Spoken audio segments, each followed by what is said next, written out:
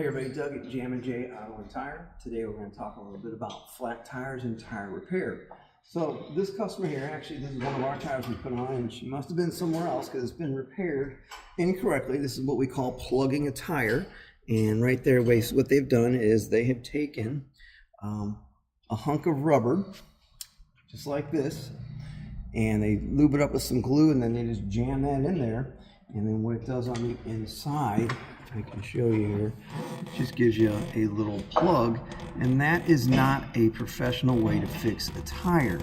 And we don't do that here at our shop. Now what we use is what's called a patch plug, and I won't bore you with all the details, but we go in from the inside, we actually clean that hole out, and then this plug will actually go through the hole, and then we use what's called vulcanizing cement and inner sealer overbuff sealant, and we actually perfectly adhere this to the tire. And this was a permanent repair. It does not come off, and what it looks like in the end is there'll be a patch on the inside with the plug that comes out, and then this gets cut off. Now one of the things that's very important about this is that when this type of repair is done, the wheel is not taken off the car, or the tire's not taken off the wheel.